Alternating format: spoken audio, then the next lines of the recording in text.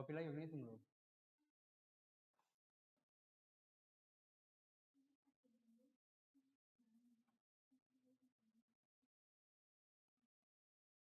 शुरू करें ना?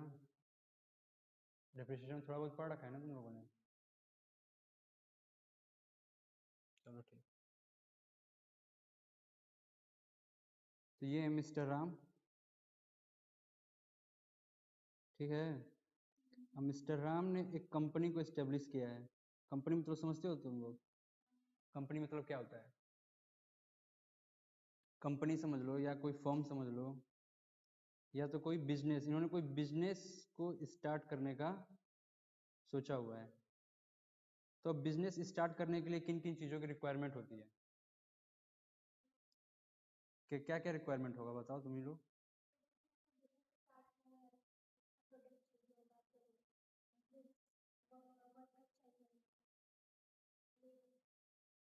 बिजनेस को स्टार्ट करने से सबसे पहला स्टेप होता है कि हमें पैसों का अरेंजमेंट करना पड़ता है। उसका एक और नाम होता है कैपिटल।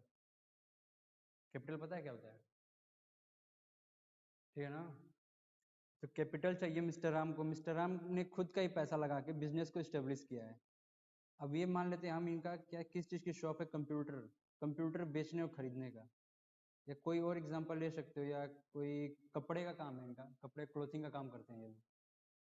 तो जब इन्होंने बिजनेस को स्टार्ट किया तो अब जाहिर सी बात है कि इनको एसेट्स की भी रिक्वायरमेंट होगी। अब मेरा कंप्यूटर का दुकान है तो क्या कंप्यूटर मेरे लिए एसेट्स होगा? कंप्यूटर एसेट्स होगा कि गुड्स होगा? मेरी ये जो मेरी कंपनी मैंने स्टेब्लिश किया है ना, ये कंप्यूटर का है। यहाँ पे कंप्यूटर खरीदना और बेचना क्या है? मेरा काम है। तो ये कंप्यूटर क्या हो जाएगा मेरे लिए? गुड्स। लेकिन मैंने दो चार चीजें, अब सिर्फ मैं अपनी दुकान में सिर्फ कंप्यूटर खरीद के ला के बेचूंगा तो क्या मेरा वो बिजनेस चलेगा? उसके साथ में मुझे कुछ और चीजों की रिक्वायरमेंट होती है। जैसे कि मैंने इस एग्जांपल में एक कार ले रखा है और एक फर्नीचर ले रखा है, दो इस एग्जांपल में।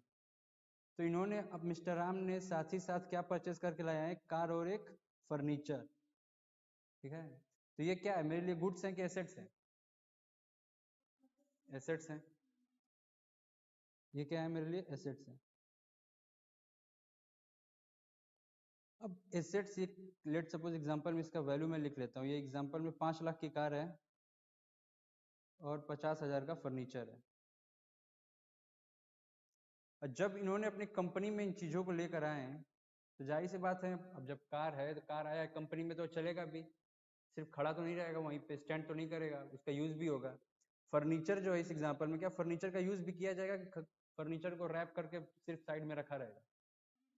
यूज किया जाएगा। तो जैसे इस कार और फर्नीचर को हम यूज करेंगे तो क्या उसकी लाइफ कम होगी? कम होगी। इसमें हो सकता है कि कुछ नुकसान भी हो, कभी इसका टायर फट जाए, कभी इसका फर्नीचर का कपड़े वो हो जाए टाइम के साथ साथ। तो डिप्रिशिएशन क्या होता है, मैं वही चीज़ यहीं पे समझाऊंगा आप लोग को कि डिप्रिशिएशन ये होता है कि जो वैल्यू है एसेट्स की, ठीक है। गवर्नमेंट ये कहते हैं, इसका रूल होता है एक एएस भी होता है। एएस, एएस का नाम सुना है आप लोगों ने? अकाउंटिंग स्टैंडर्ड सुन रखा है ना? अकाउंटिंग स्टैंडर्ड कुछ नहीं, एक रूल होता है, रूल्स एंड रेगुलेशंस होते हैं जिनको फॉलो करके हमें अपनी क्या करना है? अपनी अकाउंटिंग को करना है। तो वहां पे ये लिखा है कि आप इन पूरे खर्चों को, जो आपने एसेट्स में जो पैसा हमने लगाया, क्या ये मेरे लिए खर्चा है? एक्सपेंस है? 5 लाख रुपए जो मैंने एसेट्स में अपने लगा दिया है वो मेरे लिए एक्सपेंस है? हाँ एक्सपेंस है। अभी मैं इस और थोड़ा सा इसको एक्सप्लेन करूंगा। मैं बोल रहा हूँ एक्सपेंस, लेकिन एक्सपेंस नहीं है 5 लाख रुपए। ये मैंने एसेट्स को जब यूज करूंगा, जैसे जैसे उसकी लाइफ बढ़ती चली जाएगी और इसकी वैल्यू घटती चली जाएगी। समझ में आ रहा है? थोड़ा सा और मैं इसको डिटेल में और समझाता हूँ। जब मैंने ये कार है, लेट सपोज ये कार था, अब मैंने इस कार को जब परचेस करके लाया होगा अपने बिजनेस में 5 लाख रुपए का, तो क्या मैं कुछ टाइम पीरियड तक इसको यूज करूंगा? मे बी 5 साल, 10 साल, 15 साल, 20 साल, ऐसा होगा ना? ऐसा तो नहीं कि मैंने लाया और एक ही साल में खत्म हो जाए। तो गवर्नमेंट ये कहती है कि सर जो अपने 5 लाख रुपए का एसेट्स लेकर आए हैं, जो रूल है एएस है या गवर्नमेंट, ये कहती है कि जो एसेट्स अपने 5 लाख रुपए का लाया है सर, आप उसको एक साल में खर्चा मत बुक करिए। क्या मत करिए, एक साल में खर्चा बुक मत करिए। आप इसको एक साल में अपने P&L में मत डेबिट कर दीजिए, खर्चा मत दिखा दीजिए, क्योंकि आप इसको ओवर द पीरियड मतलब एक लंबे समय तक आप इसको यूज करेंगे, ठीक है। एक लंबे समय तक यूज करेंगे तो उस पीरियड के हिसाब से अकॉर्डिंग से आप उस खर्चे को डिवाइड करके P&L में डेबिट करिए। उसी का एक वर्ड है, इसको कहते हैं क्या, डिप्रिसिएशन।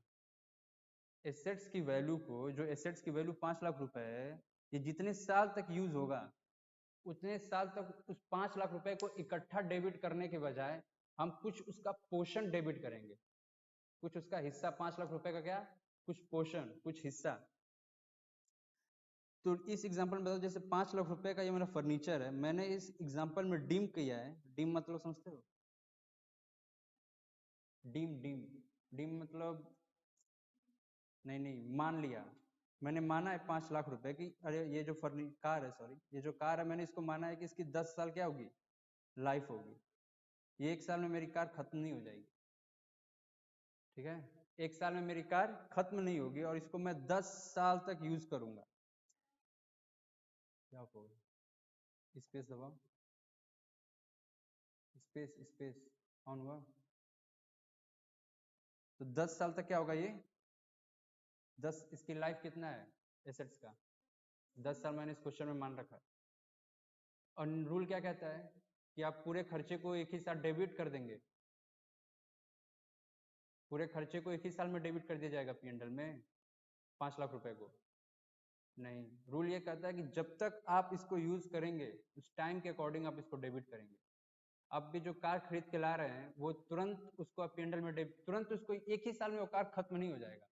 आप इसको यूज करेंगे 5 साल 10 साल, तो 10 साल तक अपने खर्चों को उस पोर्शन में 10 साल में डिवाइड कर करके क्या करिए, डेबिट करिए। उसी को कहते हैं डिप्रिसिएशन। तो इसमें डिप्रिसिएशन कैसे निकलेगा बताओ, तुम ही लोग बताओगी, मैं नहीं बताऊंगा इसका आंसर।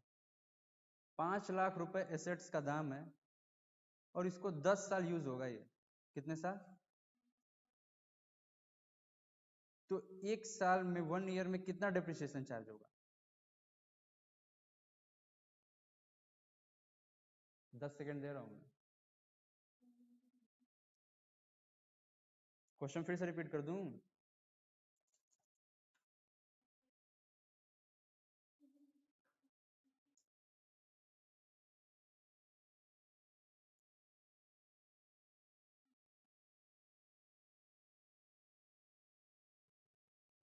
कितना हो जाएगा इसका, 5 लाख डिवाइडेड बाई 10 कितना आएगा, 50,000, ठीक है, 50,000। तो हम P&L में खर्चा, उस खर्चे का नाम होता है डिप्रिसिएशन। यही है मेरा डिप्रिसिएशन। इस खर्चे को क्या करेंगे, P&L में डेबिट करेंगे। इसकी एंट्री मैं बताऊंगा, जनरल एंट्री कैसे पास करते हैं। मैं सिर्फ अभी यही समझा रहा हूँ कि डिप्रिसिएशन क्या चीज है। डिप्रिसिएशन यही है, एसेट्स का वो हिस्सा, कुछ पोर्शन, जो एसेट्स कितने साल तक यूज किया जाएगा उसमें उस पोर्शन में डिवाइड करके कंप्यूट करना है उसको। डिप्रिसिएशन का मीनिंग बता दूं, यहाँ पे लिखा है मैंने, क्या लिखा है, depreciation means fall in book value of depreciable fixed assets. अब एसेट्स की भी कैटेगरी होती है, एसेट्स की कितनी कैटेगरी होती है, क्या क्या होती है, कोई एग्जांपल दीजिए फिक्स्ड एसेट्स के अलावा और क्या हो सकता है। कौन सा एसेट, टेंजिबल, इनटेंजिबल, और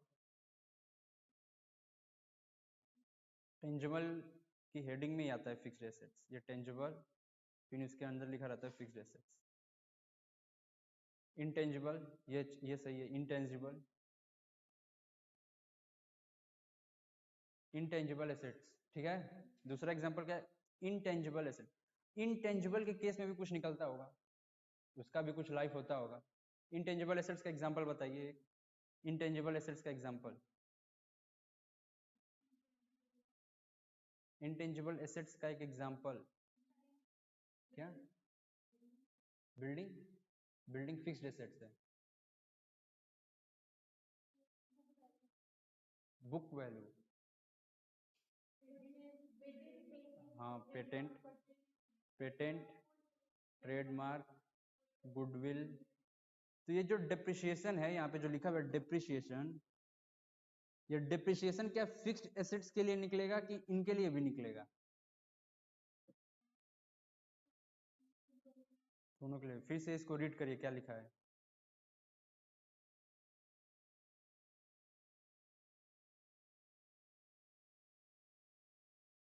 फिर से रीड करिए क्या लिखा हुआ है। Depreciation means fall in book value of फिर depreciable assets, depreciable fixed assets, assets नहीं फिक्स्ड एसेट्स। तो क्या इनटेंजिबल मेरा फिक्स्ड एसेट्स में आता है, तब उसके ऊपर डिप्रिसिएशन निकलेगा? नहीं निकलेगा, उसके लिए कुछ और निकलेगा, वो मैं आगे चल के बताऊंगा। लेकिन डिप्रिसिएशन सिर्फ और सिर्फ किसके लिए निकलेगा? इनटेंजिबल, सिर्फ फिक्स्ड एसेट्स के लिए, ठीक है। लेकिन एक ऐसा भी फिक्स्ड एसेट्स है, इसमें भी एक एक्सेप्शन है। क्या है? एक्सेप्शन। एक्सेप्शन मतलब, एक्सेप्शन मतलब क्या होता है? इसको छोड़कर, हिंदी में क्या कहते हैं, इसको छोड़कर, इस चीज को छोड़कर जो मैं बोलने वाला हूँ, और वो चीज क्या है? लैंड। लैंड मेरा फिक्स्ड एसेट्स में आता है? आता है फिक्स्ड एसेट्स में। लेकिन सिर्फ लैंड को छोड़कर सभी के ऊपर डिप्रिसिएशन निकलता है, लैंड के ऊपर नहीं निकलता। क्यों नहीं निकलता? इसका लॉजिक क्या हो सकता है? क्या इसका लॉजिक हो सकता है कि लैंड के ऊपर सर डिप्रिसिएशन नहीं निकलता है? जो बता देगा मैं समझ जाऊंगा। नहीं, नेचुरल रिसोर्सेज के ऊपर भी कुछ निकलता है, वो डिप्रिसिएशन नहीं होता, वो भी मैं बताऊंगा। नेचुरल रिसोर्सेज जैसे कि कोल, ऑयल, ये सब चीजें होती हैं, इनकी भी लाइफ होती है, कुछ समय के बाद ये भी खत्म हो जाएंगे। लैंड के ऊपर डिप्रिसिएशन क्यों नहीं निकाला जाता है, इसका क्या लॉजिक हो सकता है? नहीं पता? क्या? नहीं समझ पाया, हिंदी में बता दो। Deals in asset of the firm, मेरे समझ में नहीं आया क्या बोल रही हो। बताओ हिंदी में बताओ क्या कह रही हो।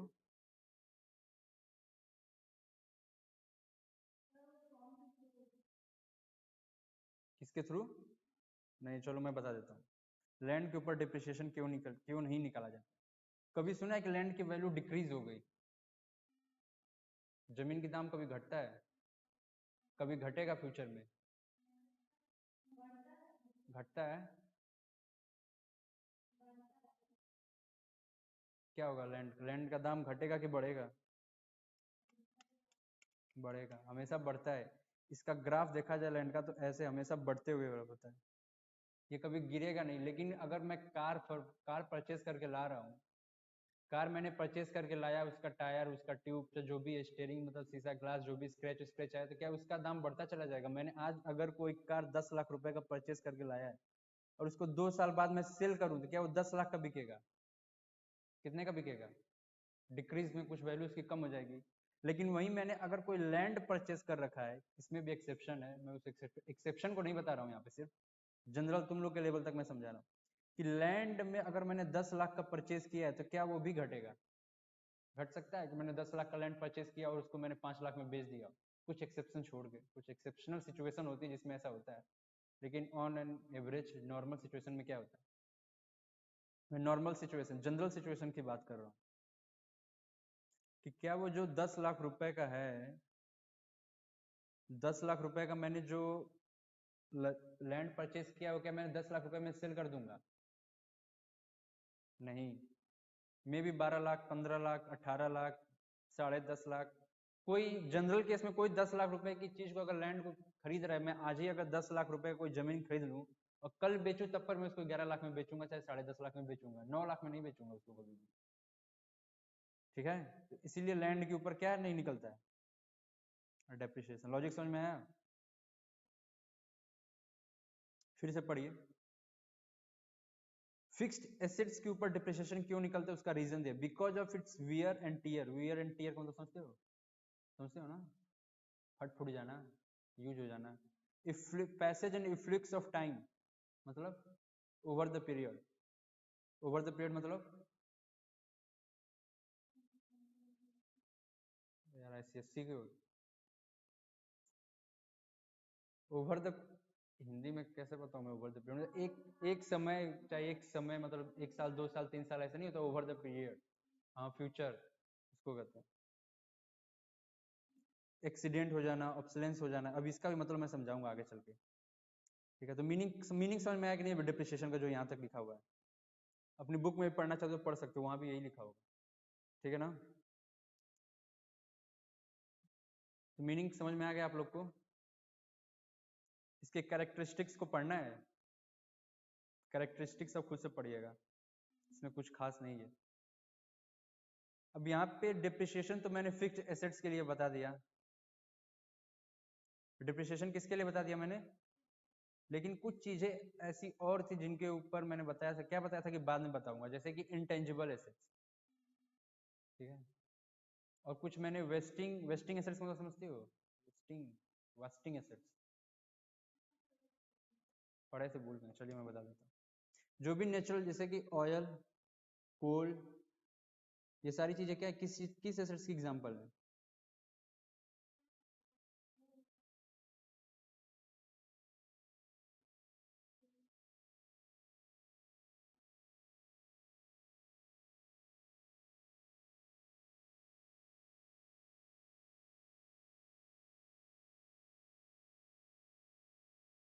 ठीक है, समझ में आया? ये किसके एग्जांपल है? वेस्टिंग एसेट्स के। और इंटेंजिबल के कौन कौन से एग्जांपल हो गए? ठीक है, और सारे एग्जांपल है, मैंने कुछ एग्जांपल दिया अभी आपको। तो इनके लिए क्या निकलता है? वहां पे तो मैंने बता दिया कि डिप्रिसिएशन वर्ड है फिक्स्ड एसेट्स के लिए। इनके लिए क्या निकलता है? इसके लिए डिप्लेशन निकलता है। क्या निकलता है? डिप्रिसिएशन नहीं है वो। और इसके लिए इंटेंजिबल के लिए क्या निकलेगा? एमोर्टाइजेशन। एग्जाम्पल इसका बताऊंगा तो बहुत चीजें समझ में आएगा। इसका एग्जाम्पल कराता हूँ अभी आपको। एग्जाम्पल ये किसका है? वेस्टिंग एसेट्स का एग्जाम्पल है। ठीक है, इस एग्जाम्पल को आगे रीड करिए, मैं बताता हूँ क्या कह रहा है।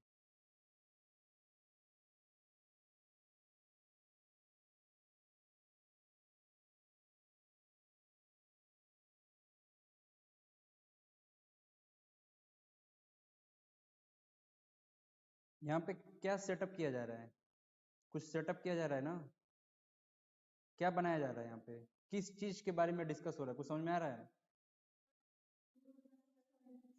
Road construction. ये एक सेटअप किया जा रहा है ऑयल कंपनी का, एक जहां से वो ड्रिल करके क्या निकालेंगे जमीन में से? ऑयल। ठीक है, उसके लिए खर्चे हुए कौन कौन से? Road construction, land purchase, drilling fees, drilling pad construction, site restoration. ठीक है, तो इनका पूरा खर्चा कितने का निकल के आ गया है? 6 लाख रुपए का। ठीक, अब यहाँ पे स्पेसिफिक चीजों को डिवाइड नहीं किया जा रहा है इस एग्जांपल में कि सर लैंड है, लैंड पे नहीं लगेगा, ड्रिलिंग फीस है इस पे लगेगा, इस पर डिप्रिसिएशन निकलेगा, ऐसा नहीं। जब इस वेस्टिंग एसेट्स के एग्जांपल्स होते हैं वहां पे हम टोटल अमाउंट को ऐड करके निकालते हैं। क्या हुआ? टोटल अमाउंट को क्या करके निकालते हैं? ऐड करते हैं। तो यहाँ पे कितना अमाउंट आएगा ऐड करके? जितने खर्चे हुए वो रखे हमारे 23,000, 2,80,000, 1,92,000, 48, 57,000, सबको ऐड करके बताओ कितना होगा?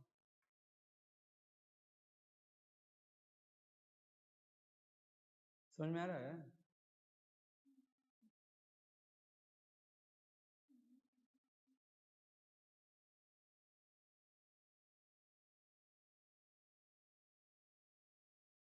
कितना रहा है?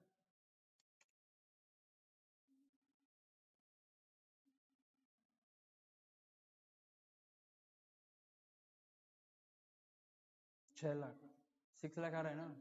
6 लैक्स, हाँ। तो 6 लाख का मेरा कितना खर्चा हो गया उस ऑयल कंपनी को सेटअप करने में, जहां से वो क्या निकालेंगे? सब ऑयल निकालेंगे। अब उन्होंने एक एस्टिमेशन किया, एस्टिमेट किया। क्या एस्टिमेट मतलब समझते हो? एक अंदाजा लगाना। कुछ कैलकुलेशन, वहाँ के इंजीनियर होंगे वो लोग, उन्होंने कैलकुलेट किया कि हम लोग 4 lakh total barrels of oil निकालेंगे। एक यूनिट है ऑयल को मेजर करने में, बैरल्स होते हैं, लीटर्स नहीं होते हैं। बड़ी बड़ी कंपनियां बैरल्स का यूज करती हैं, टन्स का। चाहे आप यहाँ पे आपको नहीं समझ में आ रहा तो आप लीटर भी लिख सकते हो, कुछ भी लिख लो, लीटर लिख लो कि 4 लाख लीटर तेल निकलेगा, ठीक है। तो यहाँ पे खर्चा कैसे अपोर्शन होगा, क्या 6 लाख को टोटल हम बांट देंगे, 6 लाख का टोटल खर्चा बुक कर दिया जाए P&L में? नहीं, यहाँ पे कैसे, क्या कैसे, यहाँ पे लाइफ नहीं होगी। यहाँ पे जो चीज निकालने वाले हैं, ये आप लोग की बुक में शायद एग्जांपल दिया हो, मैंने अलग से लिया है एग्जांपल समझाने के लिए कि डिप्रेशन क्या, कैसे कंप्यूट कैसे होता है, दिया है क्या आप लोग की बुक में? देखिए बस डिप्लेशन एमोर्टाइजेशन के मीनिंग लिखे होंगे, डिप में नहीं दिया ना, मैं डिप में बता, बस एक एग्जांपल करा हूं ताकि समझ में आए कि चीज है क्या। तो यहाँ पे हम लोग 6 लाख को 4 लाख से डिवाइड कर देंगे, कितना आ जाएगा?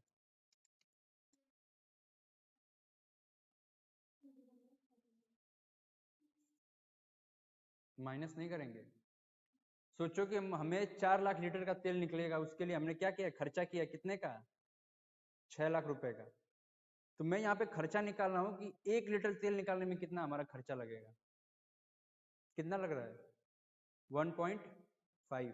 लेट सपोज हमने एक साल में हमने 1 लाख लीटर निकाला है तेल, बाकी अभी पेंडिंग पड़ा है 3 लाख लीटर पेंडिंग पड़ा है। 1 लाख लीटर निकाला है तो कितना खर्चा इस साल बुक किया जाएगा?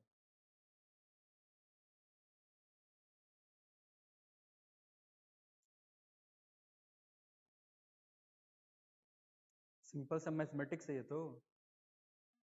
अगर 1 लीटर तेल निकालने में मेरा 1.5 का कॉस्ट आ रहा है तो 1 लाख लीटर निकालने में कितना आएगा?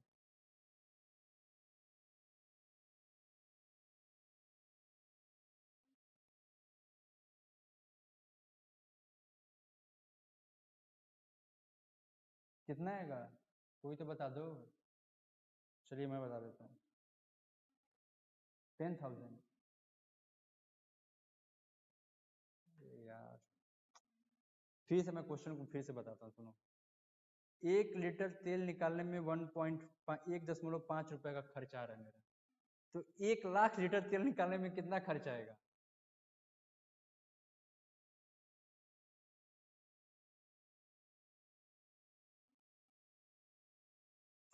नहीं समझ में आ रहा है, फिर से एक्सप्लेन करता हूँ। एक कैलकुलेटर को बनाने में मेरा 1.5 रुपीज लग रहा है, तो 10 कैलकुलेटर बनाने में कितना लगेगा? 1 लाख। अच्छा, इसका लीटर वाला तुम लोग बता रहे हो ना? आपको समझ में आ रहा है? ये इस क्वेश्चन का आप जवाब देंगे, ये जो यहाँ पे लिख रहा हूँ ना, इसका क्वेश्चन आप देंगे। सुनिए सुनिए, एक कैलकुलेटर बनाने को 1.5 रुपए का खर्च आ रहा है, तो 10 कैलकुलेटर बनाने में कितना खर्च आ जाएगा?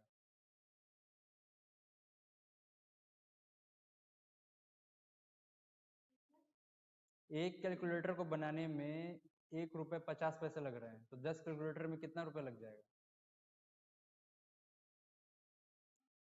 नहीं समझ में आ रहा है? चलिए दूसरा एग्जांपल देता हूँ, इनके लिए दूसरा एग्जांपल है, ये लास्ट एग्जांपल है।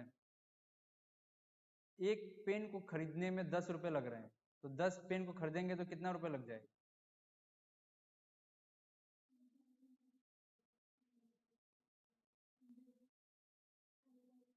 समझ में नहीं आया अभी भी? नहीं आ रहा है तो बताइए, मैं फिर से बता दूंगा एक बार और।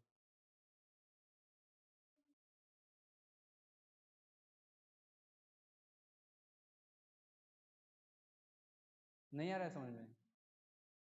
दूसरा एग्जांपल देता हूँ। आप गई मार्केट में एक बैग आपको परचेज करना है, उसका प्राइस 100 रुपए है, आपको 10 बैग परचेज करने, तो कितना रुपए आप देंगे दुकानदार को? 1000। कैसे आया? फिर वैसे ही एक पेन को खरीदने में, दूसरा क्वेश्चन देखिए, एक पेन को खरीदने में 10 रुपए लग रहे हैं, तो 10 पेन खरीदने जाएंगे तो कितना रुपए देना पड़ेगा? 100। उसके अगला क्वेश्चन देखते हैं, एक कैलकुलेटर को बनाने में 1 रुपये 50 पैसे लग रहे हैं, तो 10 कैलकुलेटर को बनाने में कितना रुपए लग जाएगा? 1,50,000। नहीं नहीं, ये वाला क्वेश्चन मैं पूछ रहा हूँ, ये वाला कैलकुलेटर वाला। एक कैलकुलेटर को बनाने में 1 रुपए 1.5 रुपीज लग रहा है मेरा, तो 10 कैलकुलेटर को बनाएंगे तो कितना लगेगा?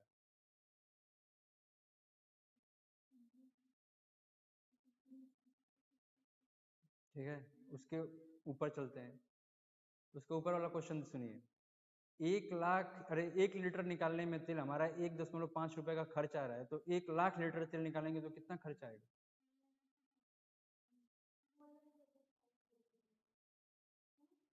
चलिए कोई नहीं, आप बोलिए। 1,50,000। ठीक है, नहीं समझ में आएगा तो मैं बाद में बता दूंगा। कितना खर्च आ जाएगा हमारा 1 साल में? 1,50,000। तो क्या हम टोटल 6 लाख रुपए डेबिट कर दें P&L में, कि जितना लगा उतना, जितना उसको यूज किए हैं, जितना मशीन घिसा है 1 लाख तेल निकालने में, 1 लाख लीटर तेल निकालने में, उतना ही करेंगे ना? पूरा तो करेंगे नहीं। ओवर द पीरियड इसको यूज किया जाएगा, फिर से अगली साल जितना तेल निकलेगा उसको पोर्शन करेंगे, उस खर्चे को बुक करेंगे। ये हमारा किसका एग्जाम्पल था? किसका एग्जाम्पल था? किसका? डेप्रिसिएशन का नहीं था एग्जाम्पल ये। डेप्रिसिएशन सिर्फ सिर्फ फिक्स्ड एसेट्स पे नहीं। हाँ हाँ ठीक। दूसरा एग्जाम्पल, दूसरा एग्जाम्पल को ध्यान से पढ़िए। ये डॉलर में है, डॉलर में आप इसको रुपीस में भी लिख सकते हैं। दूसरा एग्जाम्पल क्या कह रहा है? आपने क्या परचेज किया है? पेटेंट, चाहे गुडविल लिख सकते हो आप, ट्रेडमार्क, कुछ भी लिख लो। ये क्या वो नहीं चल रहा है? कुछ नहीं आ रहा है?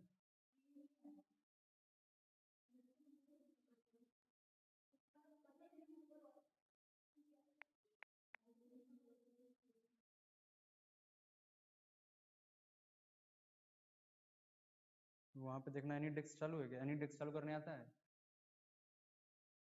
रुको मैं करता हूँ, 1 मिनट रुक जाओ।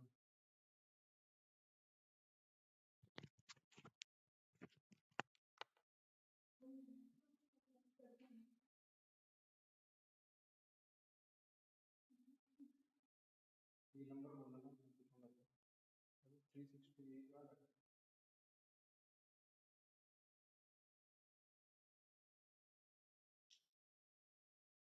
चल रहा है।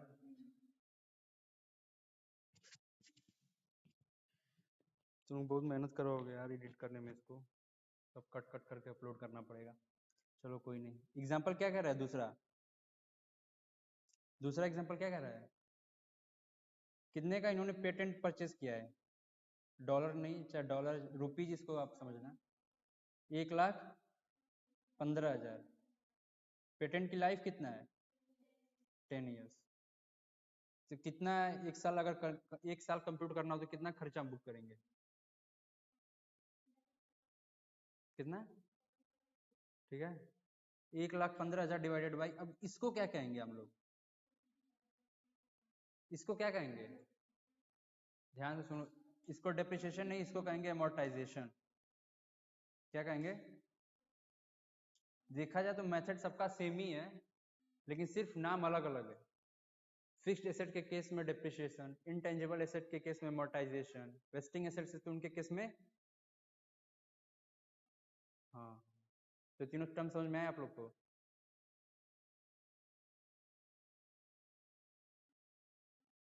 ये तीनों चीजों को आप पढ़ लीजिए।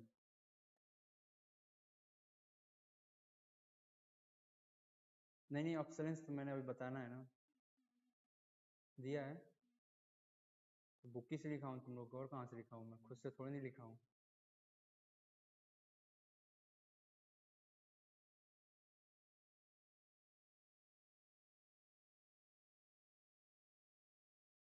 इसको आप होल्ड करके, होल्ड अभी मैं नहीं बताऊंगा, अभी आपको बता दूंगा ऊपर ऊपर से, लेकिन अभी डिटेल में बाद में बताऊंगा इस चीज को। बस दो मैंने वर्ड अभी आपको समझाया, डिप्रेशन एंड एमोर्टाइजेशन, दोनों का एक एक एग्जाम्पल भी बता दिया। ठीक है, अगली वाली चीज आप खुद से रीड करिए। डिप्रिसिएशन के कारण क्या है? ऑब्सोलेंस मतलब मैं बता दूं तो, जैसे कि टेक्नोलॉजी से रिलेटेड ये चीजें होती हैं, कि अगर कोई, जैसे मैंने ये लैपटॉप परचेज करके लाया है, हो सकता है कि अगली साल ऐसा लैपटॉप आ जाए कि ताकि इससे इसकी वैल्यू काफी गिर जाए, मतलब अगर ये 50,000 रुपए का है तो इतना कीजिए कि 25,000 का हो जाए। न्यू टेक्नोलॉजी को, अब टेक्नोलॉजी अपडेट होती रहती है, जैसे फोन ही है, फोन की वैल्यू हमारी गिर जाती है कुछ समय बाद, क्योंकि नया टेक्नोलॉजी आता है। नोकिया कंपनी का आप लोगों ने नाम सुना है? नोकिया कंपनी क्यों डूब गई? क्यों बंद करना पड़ गया? टेक्नोलॉजी के साथ वो अपने आप को कन्वर्ट नहीं कर पाए। उस टेक्नोलॉजी का क्या नाम था? नहीं पता है, एंड्रॉयड कहते हैं उसे। ठीक है, तो नोकिया का एग्जांपल था, नोकिया भी इसी टेक्नोलॉजी को अडॉप्ट नहीं कर पाई, इस वजह से वो भी डूब गई। अब इतना समझ में आ गया ना? अब मैं समझाता हूँ ये चीज, ये पढ़ना एक बार, काजेज ऑफ डिप्रिसिएशन। थ्योरी है, थ्योरी एग्जाम में पूछते भी नहीं है, बस ये समझाया जा रहा है, पढ़ लोगी? अच्छा चलो मुझे इसका मतलब समझा दो, बुक से पढ़ लो, समझा दो।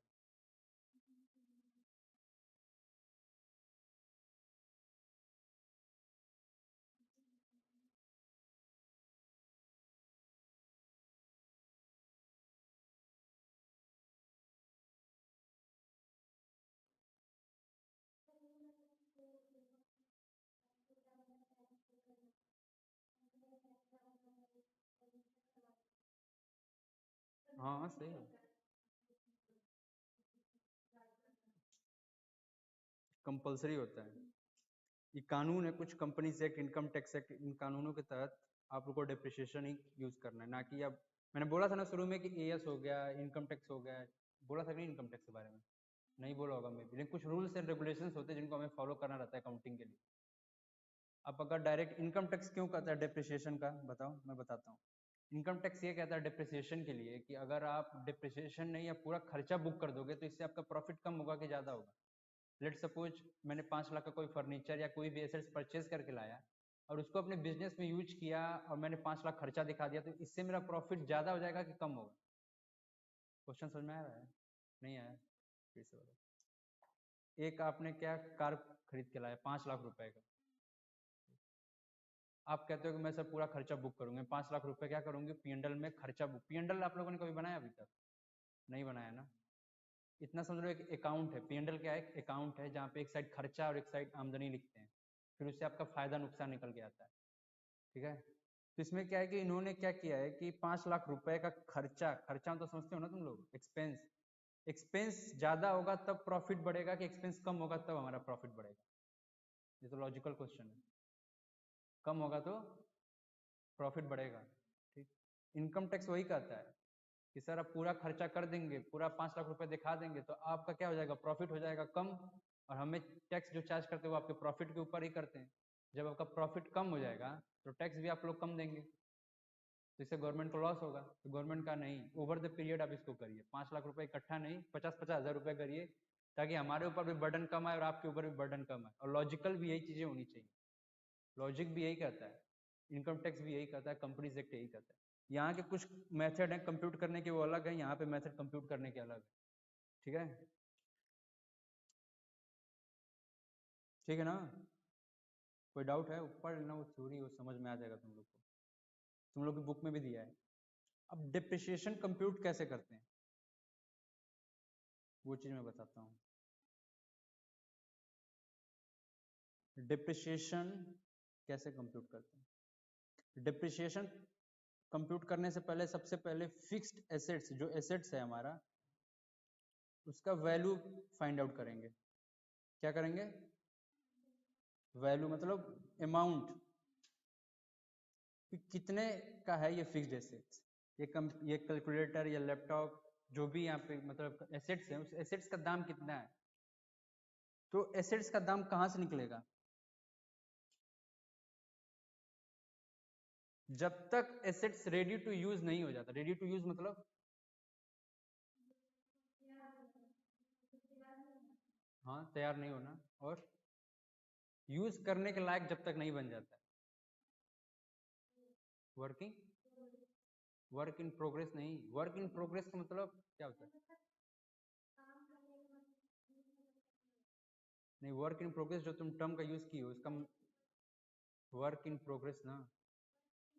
हाँ, वर्किंग, अच्छा वर्किंग प्रोग्रेस, अच्छा मुझे लगा वर्क इन प्रोग्रेस बोले। वर्क इन प्रोग्रेस का मतलब कुछ और होता है अकाउंटिंग में। क्या होता है वर्क इन प्रोग्रेस का? सुना है टर्म? सुने हैं लेकिन पढ़े नहीं। वर्क इन प्रोग्रेस का मतलब काम चल रहा है, अभी कंप्लीट कंप्लीट नहीं हुआ है, लेकिन एसेट्स जब तक रेडी टू यूज मतलब कंप्लीट नहीं हो जाए पूरा, तो जितने भी खर्चे हो रखे हैं सबको ऐड कर दिया जाए। जितने भी खर्चे होंगे उस एसेट्स को क्या करने में, बनाने में।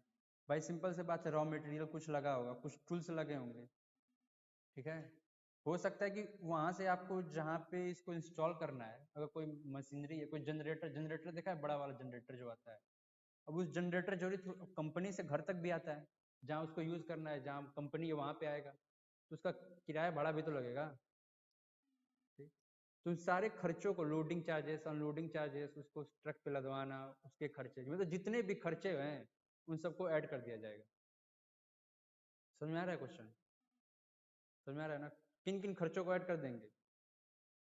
जब तक वो एसेट्स क्या हो जाए, रेडी टू यूज ना हो जाए, जब तक रेडी टू यूज हो जाएगा उसके बाद वाले खर्चे हम ऐड नहीं करेंगे।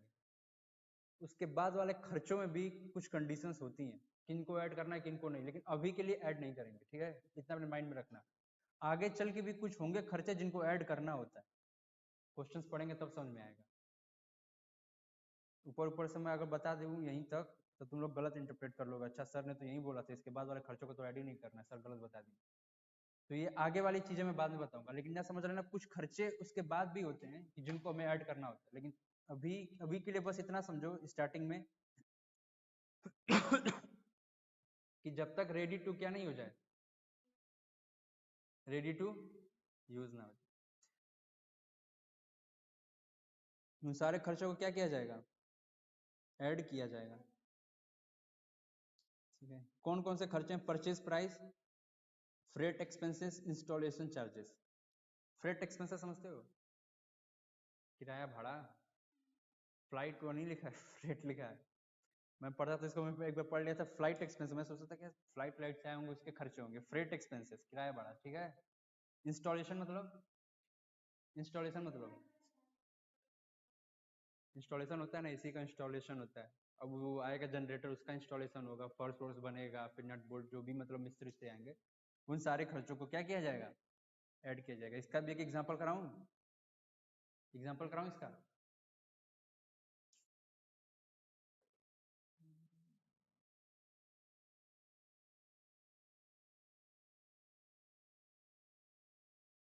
यार इसका तो आंसर यहीं पे लिखा हुआ है, दिख रहा है क्या? चलो बताओ इसका, पढ़ लो, चलो एग्जांपल ये छोटा लिखा भी है तो क्या फर्क पड़ता। क्या लिखा हुआ है? एक मशीनरी परचेज की, कितने की? 7,50,000 का। 20,000 उसके फ्रेट पे खर्चा हो गया, 30,000 का किस पे खर्चा हो गया, इंस्टॉलेशन का। तो टोटल वैल्यू कितना हो जाएगा एसेट्स का?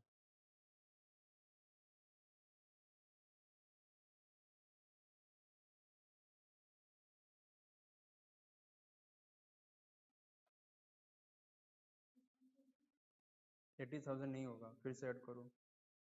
80,000 ना बोले तुम लोग? 80,000 ही ना बोली हो? 8 लाख कैसे आया? 8 लाख प्लस करके किसको किसको? हर चीज के लिए कैलकुलेटर नहीं यूज किया जाता है, थोड़ा सा कैलकुलेटर को भी कभी कभी आराम देना चाहिए। 7,50,000 plus 20,000 plus 30,000, 30, 20, 50, 7, 50 plus 50, 8 lakh, 8 lakh. 80,000 कहाँ से आ रहा था? अच्छा, ठीक है, ये इसका हो गया। अरे हिस्टोरिकल कॉस्ट कैसे निकलता है? तो सबसे पहला हमारा स्टेप क्या होगा, सबसे पहले क्या करेंगे, फिक्स्ड एसेट्स का वैल्यू फाइंड आउट करेंगे। हंस क्यों रहे हो तुम लोग? क्या हुआ बताओ? अच्छा अच्छा, चलो कोई नहीं। सबसे पहला स्टेप क्या होगा बताओ, डिप्रिसिएशन कंप्यूट करने से हमारा सबसे पहला स्टेप क्या होगा? स्टेप 1 क्या होगा? सबसे पहले कॉस्ट ऑफ एसेट्स निकालेंगे। एसेट्स में कौन कौन से खर्चों को ऐड किया जाएगा? एसेट्स में कौन कौन से खर्चों को ऐड किया जाएगा? कौन कौन से खर्चे, कहाँ तक के खर्चों को ऐड किया जाएगा? Selling price. कहाँ तक के खर्चों को ऐड किया जाएगा ये बताओ, इसका जवाब दो। कहाँ तक जितने भी खर्चे होंगे उनको ऐड कर दिया जाएगा, जब तक क्या नहीं हो जाए, रेडी टू यूज, ठीक है। ठीक है, उसका अगला स्टेप क्या लिखा है, net residual value. Residual value, scrap value सुना है तुम? सुना है ना, बताओ क्या होता है।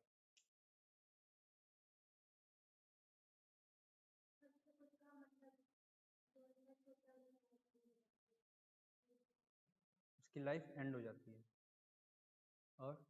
और कुछ।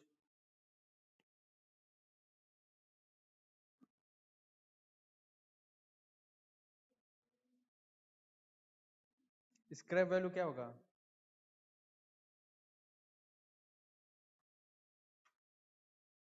स्क्रैप या रेसिडुअल वैल्यू। स्क्रैप का हिंदी क्या होता है बताओ? कबाड़, ऐसा ही कुछ होता है ना स्क्रैप, कबाड़ पूरा इस टाइप में होता है ना स्क्रैप। तो जो एसेट्स हम, जैसे लेट सपोज मैंने इस एग्जांपल में किसका एग्जांपल दिया था, कार का दिया था। तो कार को 10 साल यूज कर लिए तो क्या उसकी वैल्यू जीरो हो जाएगी? कुछ प्राइस में वो बिक जाएगा। काम करेगा तो बिक जाएगा, और नहीं चलने कंडीशन में नहीं होगा तो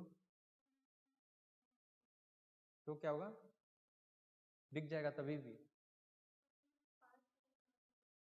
मान लो उसका कोई भी पार्ट्स नहीं काम कर रखा है, कुछ भी नहीं काम कर रहा है उसका, तब पर भी क्या बिकेगा वो? नहीं बिकेगा। आप बताइए। बिक जाएगा,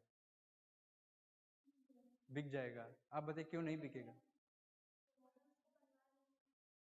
अच्छा, उसको बनवा लेंगे तब बिकेगा, नहीं बनवाएंगे तो नहीं बिकेगा। अच्छा, फिर बनवा के ये कार को स्क्रैप में बिकेगा। स्क्रैप कौन परचेस करते हैं लोग? कबाड़ी वाले परचेस करते हैं। ये तो बिना किसी कंडीशन में नहीं रहेगा तब पर भी इसको लोग परचेस कर लेंगे। और इसको क्या करते हैं लोग, स्क्रैप को परचेस करके फिर उसको मेल्टिंग प्रोसेस में, जैसे लेट सपोज एग्जांपल में कार है, इसमें आयरन लगा हुआ है, लोहे से तो बनता है ना, लोहा फाइबर जो भी लगा हो, लोहा लगा है लेट। तो उस आयरन को लेते हैं लोग, कबाड़ में परचेस करते हैं, फिर उसको हीटिंग प्रोसेस से उसको मेल्ट किया जाता है, फिर से उसको लोहे में कन्वर्ट कर दिया जाता है, और फिर से उससे कुछ और प्रोडक्ट्स बन जाते हैं। ठीक है। तो इसका स्क्रैप वैल्यू वही है। स्क्रैप वैल्यू मतलब कबाड़ में जब बिकेगी गाड़ी, तो वहां पे उसकी वैल्यू क्या होगा? स्क्रैप का मतलब समझ में आ रहा है? स्क्रैप वैल्यू क्या होगा? नहीं समझ में आ रहा तो बताओ, मैं फिर से बताऊं। आज आ गया ना समझ में? कोई पूछेगा स्क्रैप वैल्यू क्या होगा तो क्या बताओगे तुम? क्या होगा स्क्रैप वैल्यू? इसका मीनिंग लिखवाना पड़ेगा क्या मुझे?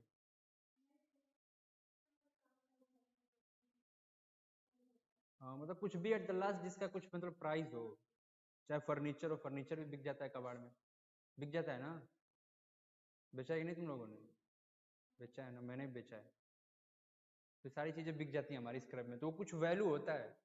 अगर हम अपने अकाउंटिंग में पूरे वैल्यू को डेबिट कर देंगे, सुनो बात, पूरे खर्चे को, जैसे लेट सपोज मैंने ये 5 लाख रुपए का मेरा कार था, और मैंने अभी से एक एस्टिमेशन बनाया, एक एस्टिमेट किया कि आज के सर 10 साल बाद ना इस कार को मैं 10,000 रुपए में बेच दूंगा कबाड़ में। कितने में बेच दूंगा? 10,000 रुपए में।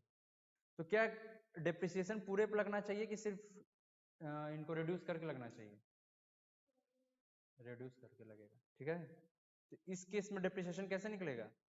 5 लाख माइनस 10,000 डिवाइडेड बाई 10। तो ये डिप्रिसिएशन का ईयरली अमाउंट आ जाएगा। ठीक है। 4,000 नहीं आएगा। 5 लाख मैंने बोला, 5 lakh. 5 lakh minus 10,000, 4,90,000 divided by 10, 49,000।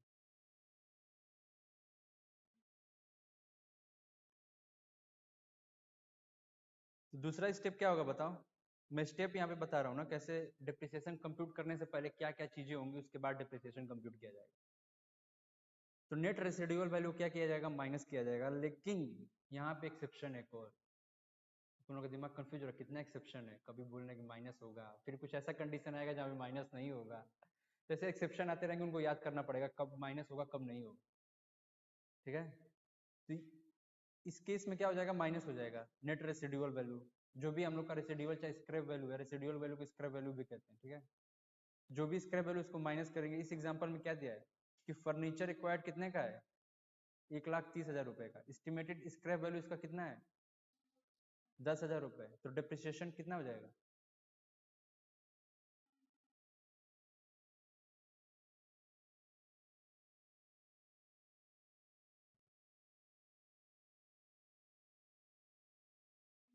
Depreciation कितना हो जाएगा 12,000। ठीक, समझ में आया कैसे कंप्यूट हुआ है? 1,30,000 माइनस 10,000 डिवाइडेड बाई 10। तीसरा स्टेप क्या है? यूजफुल लाइफ उसका फाइंड आउट करना। क्वेश्चंस में मैक्सिमम क्वेश्चन में लिखा रहता है कि इसका 15 साल होगा, 5 साल होगा, 10 साल होगा, लेकिन इसको फाइंड आउट किया जाता है।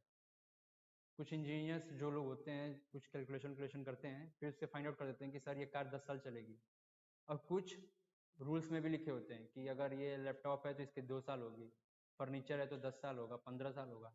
ठीक है, तो ये क्वेश्चन में आपको दिया रहेगा, आप लोग को दिमाग नहीं यूज करना है कि अच्छा ये क्वेश्चन में लिखा है फर्नीचर, तो इस फर्नीचर की लाइफ कितना हो सकता है। आप लोग को अपना माइंड क्या करना है, यूज करना है, वहां पे करना है, यूज करना है कि क्वेश्चन में लिखा रहेगा। क्वेश्चन में लिखा रहेगा, पता भी फाइंड आउट भी नहीं कर पाओगे। कैसे पता करोगे ये कार 10 साल चलेगी, 5 साल चलेगी, कितना चलेगा? ठीक है ना, क्वेश्चन में लाइफ लिखा रहता है। ठीक है, तो कितने स्टेप्स हुए इसमें डिप्रिसिएशन कंप्यूट करने से पहले? डिप्रिसिएशन कंप्यूट करने से पहले कितने स्टेप हो गए? कौन कौन से? कॉपी में इसका नोट्स बना लो अभी। बनाओ कॉपी में। कॉपी है कि नहीं तुम लोग के पास कोई? अच्छा, तुम लोगों ने बना रखा है ना ये नोट्स? ऐसा नोट्स तो बनाया होगा तुम लोगों ने। जो बना रखा है वो छोड़ दे।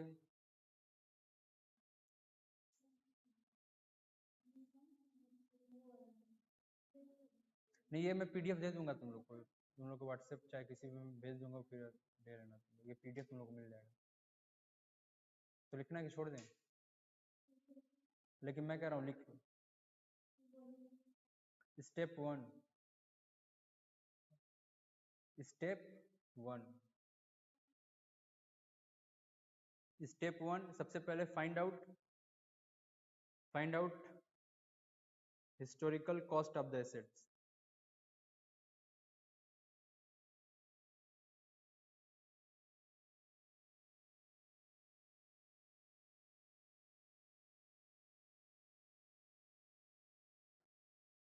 उसके नीचे फॉर्मूला लिखो इसका। Purchase price plus freight expenses plus installation plus other cost incurred. अच्छा, आगे तीनों लिख लो। फ्रेट एक्सपेंसेस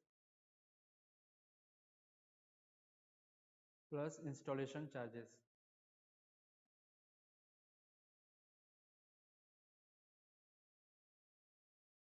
उसके बाद क्या होगा? Plus other cost incurred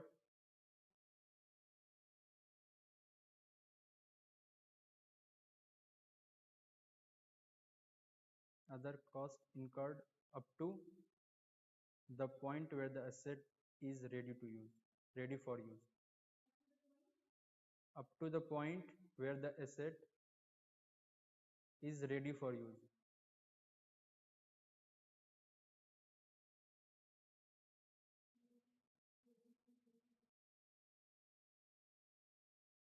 second step 2, find out net residual value. ये भी क्वेश्चन में दिया ही रहता है, नेट रेसिडुअल वैल्यू। ठीक है, इसमें फॉर्मूला मत लिखना अभी। फिर नीचे लिखना find out estimated useful life. Depreciation compute करने से पहले 3 चीज़ों का हमें पता कर लेना है, उसके बाद हम फिर फार्मूला देखेंगे कैसे कंप्यूट होता है। ये भी फैन चालू कर दूं? फैन चालू करना है ना?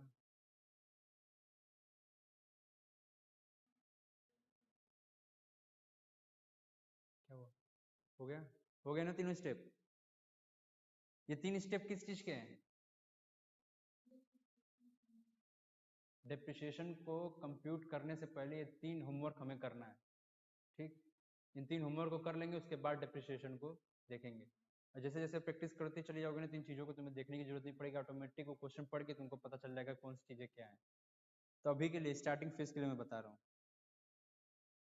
अब डिप्रिसिएशन को कंप्यूट कैसे किया जाता है, मेथड्स नहीं देखेंगे हम लोग, आगे देखेंगे कि इसके मेथड्स क्या हैं कंप्यूट करने का डिप्रिसिएशन को। ठीक है, ये वाला फिर देखेंगे मेथड्स ऑफ डिप्रिसिएशन, देखने के बाद फिर क्या देखा जाएगा, सेकंड हम लोग देखेंगे इसकी अकाउंटिंग कैसे होती है, डिप्रिसिएशन कैसे कंप्यूट होगा, उसके बाद देखेंगे इसकी अकाउंटिंग। तो अपने कॉपी में मैं एक चार्ट बना रहा हूँ, फ्लो चार्ट टाइप में, थोड़ा उसको बनाओ। ये जो भी मैं लिखवा रहा हूँ ना तुम लोग, क्यों मैं ऐसा क्यों लिखवा रहा हूँ बताओ, क्यों मैं बोल रहा हूँ कि लिखो, लिखने से क्या होगा, याद होगा। तो दिमाग खोल के लिखना, ये नहीं कि जो मैं बोल रहा हूँ लिख देना, हो सकता है मैं कुछ गलत बोल दूँ, उसको भी फाइंड आउट करना है, मैं गलत बोलता भी हूँ कई बार, तो बताना भी होता है कि सर आप गलत बोल रहे हैं, ठीक है। तो क्या लिखेंगे हम लोग,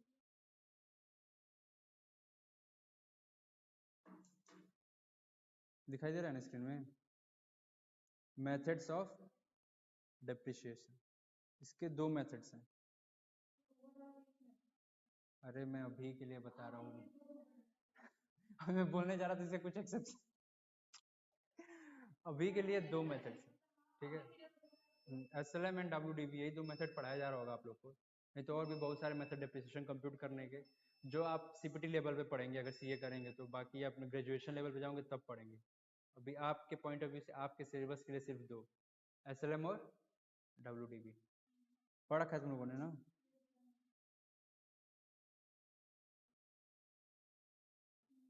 SLM मतलब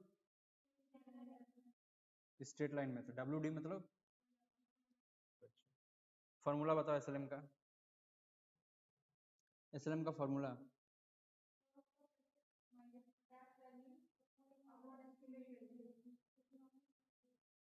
क्या होगा, तो लिख दूं यहाँ पे, क्या लिखूं, बोलो।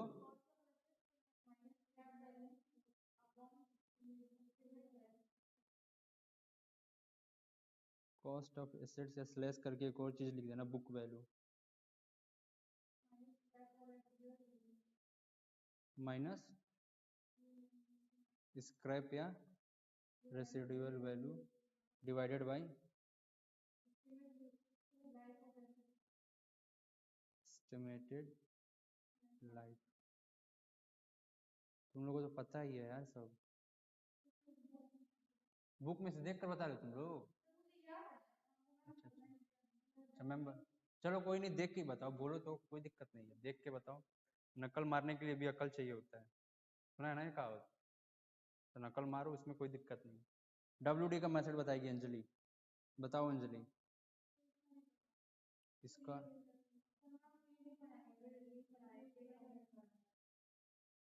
इसमें होगा स्टेप्स, क्या होगा,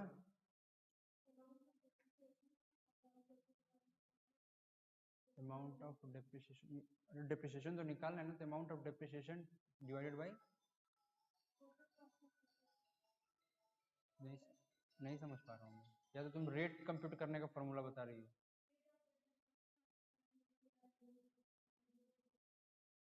कहाँ से तुम लोग देख के बता रहे हो, देखो मैं बोल रहा हूँ सुनो, चलो ठीक है, मैं जो लिखवा रहा हूँ उसको लिखो, सिंपल सा फॉर्मूला मैं बता रहा हूँ।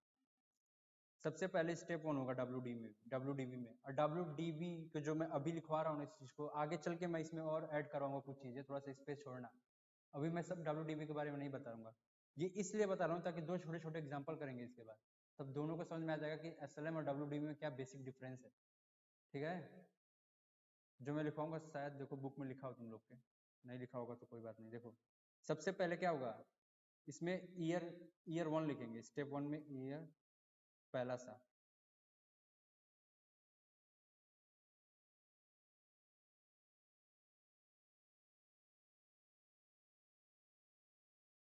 Book value of assets into percentage of depreciation,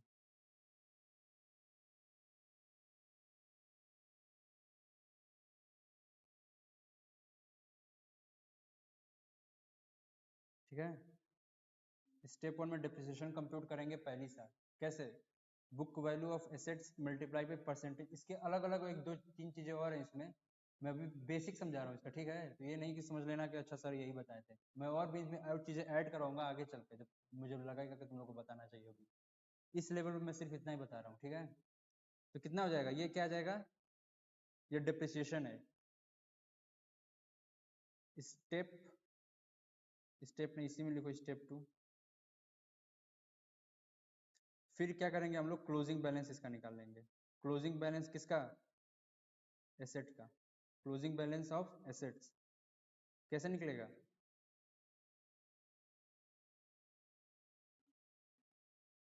book value of asset minus depreciation. Depreciation कौन सा वाला डेप्रिसिएशन, ये वाला, ठीक है। ये मेरा क्या आ जाएगा, क्लोजिंग बैलेंस ईयर 1 का। पहली साल WDB में ऐसे निकालेंगे क्या, डेप्रिसिएशन। समझ में आया पहली साल का फॉर्मूला, नहीं समझ में आया। क्लोजिंग बैलेंस ऑफ एसेट, वो एरो बना के मैं बता रहा हूँ कि डिप्रिसिएशन का अमाउंट कहाँ से आया है, ये यही वाला अमाउंट है। सबसे पहले देखो, सबसे पहले क्या करेंगे WD में, स्टेप 1 क्या है हमारा, कि जो बुक वैल्यू क्या होती है एसेट का, कैसे कंप्यूट, कहाँ तक के खर्चे को हम ऐड कर देंगे, बुक वैल्यू कंप्यूट कर देंगे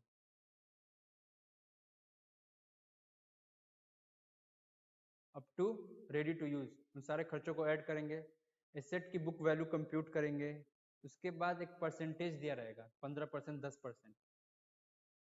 क्वेश्चन में तुम लोग को दिया रहेगा अभी, आगे मैं इसमें और बताऊंगा टेक्निकल थोड़ा, लेकिन अभी के लिए बस इतना समझो, परसेंटेज होगा, परसेंटेज ऑफ डिप्रिसिएशन 10%, 15%।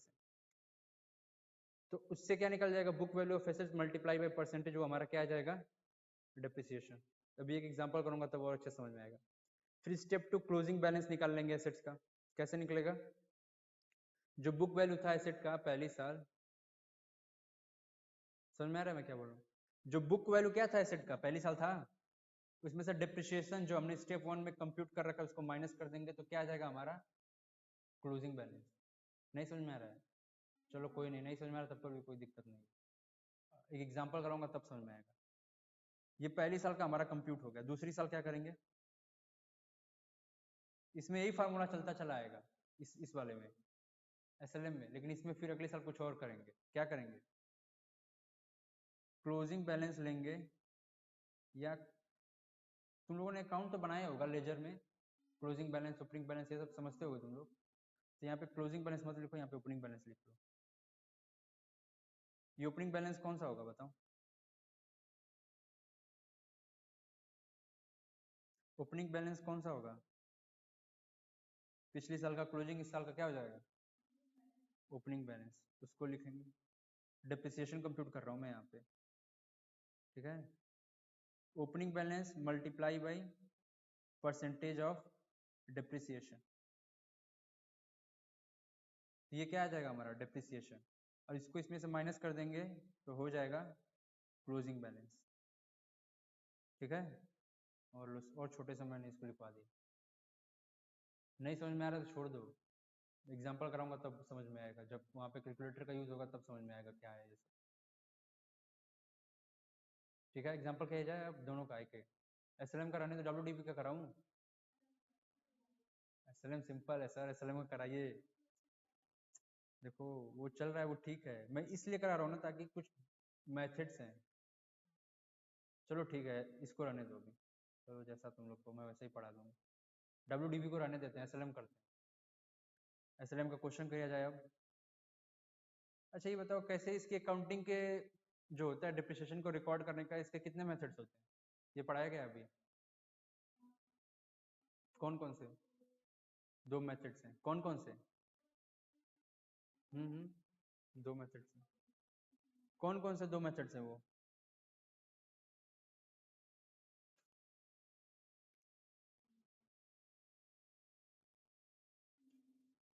बताओ।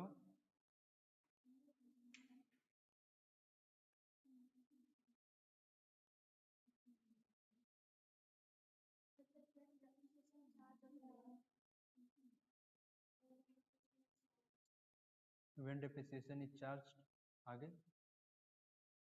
इस पूरा सेंटेंस कंप्लीट नहीं है ना ये।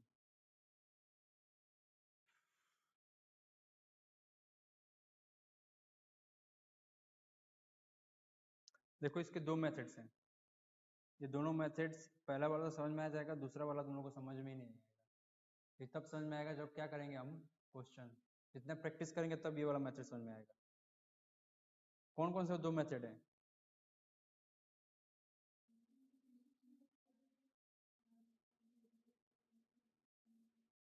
एक जगह क्या हो रहा है, एसेट्स में हम क्या कर रहे हैं, डेप्रिसिएशन को क्रेडिट कर दे रहे हैं। क्रेडिट मतलब माइनस कर दे रहे हैं। माइनस कर रहा था ना मैं, वो हमेशा एसेट्स में से माइनस, वो मेथड 1 मैं फॉलो कर रहा था वहां पे। दूसरा है क्या है कि एसेट्स को जो है 5 लाख रुपए, उसको 5 लाख ही छोड़ देंगे। फिर हम दूसरा एक अकाउंट खोलेंगे, उस अकाउंट का नाम होता है प्रोविजन फॉर डेप्रिसिएशन। ठीक है, बस सुन लो, नहीं समझ में आ रहा है क्वेश्चन की तरह सुन लो, निकल भी जाए तो कोई बात नहीं, क्वेश्चन करेंगे तभी आएगा समझ में। मैं अभी बोल रहा हूँ, ये थ्योरी है। तो पहला ही मेथड मैं तुम लोग को अभी बता रहा हूँ, सेकंड मेथड अभी नहीं बताऊंगा। तो पहला मेथड की सबसे पहली एंट्री क्या होगी बताओ? जब कोई एसेट परचेज करके लाएंगे हम लोग, तो एंट्री क्या पास किए हैं? क्यों एसेट्स को क्यों डेबिट किया गया है?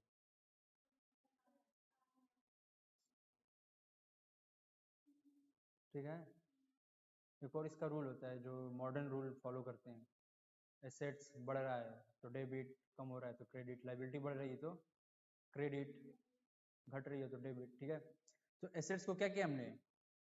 डेबिट किया। फिर कैश, बैंक जो भी है, कैश में आपने पैसा दे रखा है तो कैश, नहीं तो बैंक। ये पहले हमारी जनरल एंट्री होती है जब हम एसेट्स को परचेज करके लाते हैं तो।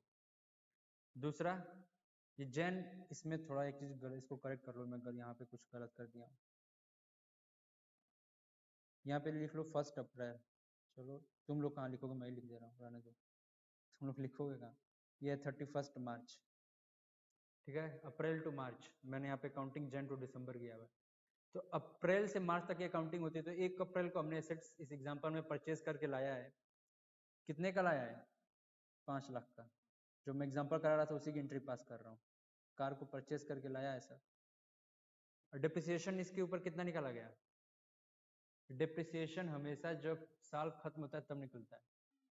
ठीक है ना? तो डिप्रिसिएशन 31 मार्च को कब निकलेगा, कितना निकलेगा?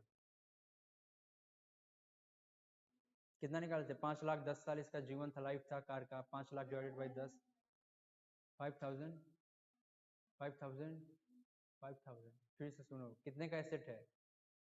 अरे कैलकुलेटर मत यूज करो यार, इतना कैलकुलेटर के ऊपर डिपेंडेंट मत रहो। मैं इसलिए मना कर रहा हूँ ताकि थोड़ा माइंड का यूज होने। 1 साल, 10 साल, एसेट्स की लाइफ है 10 साल। सीबीएसई बोर्ड के लड़के तो तुरंत बता देते हैं, वो कैलकुलेटर यूज नहीं करते हैं। कोई नहीं, जिसको बेनिफिट मिलेगा वही यूज करेगा, जिसको नहीं मिल रहा है तो क्या किया। बाकी तो सब एग्जाम में मिलता है कैलकुलेटर। बताओ, ठीक है, 50,000। 50,000 कैसे कंप्यूट हुआ? अब 31 मार्च को एक और एंट्री पास होगी, कौन सी? अच्छा, इस एंट्री को बताओ क्या लिखा हुआ है, डेप्रिसिएशन टू एसेट, इसका क्या मतलब हुआ? यही मैं पहला मेथड जहाँ पे लिखा था, क्रेडिट करेंगे एसेट को। दूसरा क्या कह रहा है, depreciation account debit to asset. यहाँ पे इसका मतलब ये निकल के आ रहा है कि एसेट्स की वैल्यू को डेप्रिसिएशन से कम किया जाएगा। चाहे जनरल एंट्री के फार्मूले को पकड़ा जाए तो डेप्रिसिएशन क्या है, हमारा खर्चा है, एक्सपेंस है। एक्सपेंस कहाँ जाता है? एसेट्स रिड्यूस हो रहा है डेप्रिसिएशन की वजह से, इसको क्या किया गया है, क्रेडिट। तो दूसरी एंट्री 31 मार्च को क्या पास करेंगे हम लोग, depreciation account debit to asset account. लिखना है कि छोड़ दिया जाए? बुक में दिया होगा, है ना? बुक में दिया है ना? 31 मार्च को और क्या पास होगा बताओ? बताओ। एक, एक हो गया कि एसेट्स की वैल्यू को रिड्यूस कर गया डेप्रिसिएशन से। नहीं समझ में आ रहा है?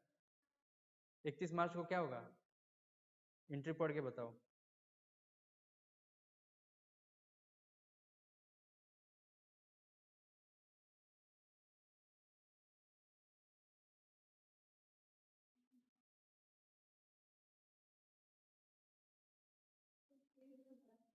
नहीं दिखाई दे रहा है?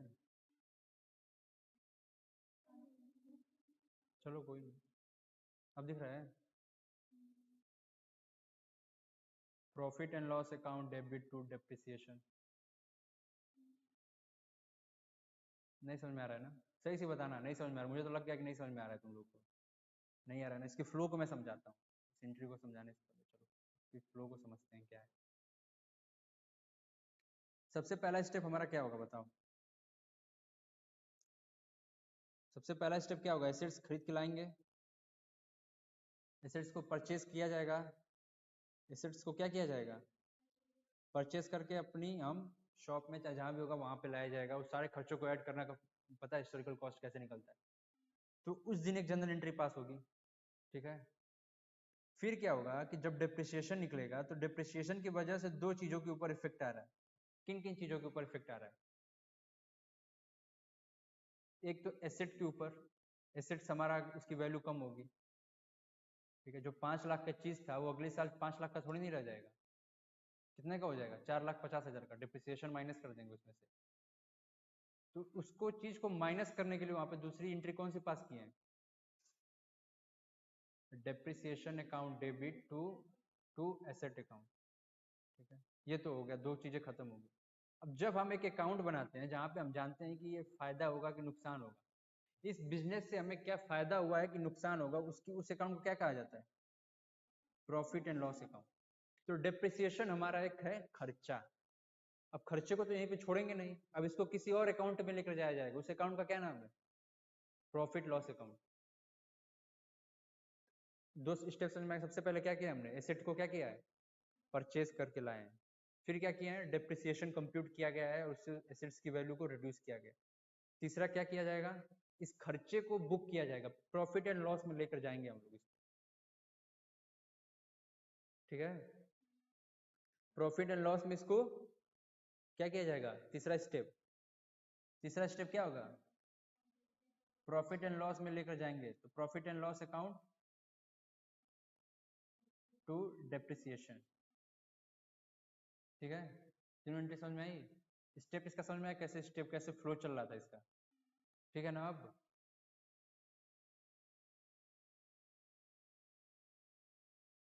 अब देख लो प्रॉफिट लॉस में इसको कैसे शो कैसे किया गया।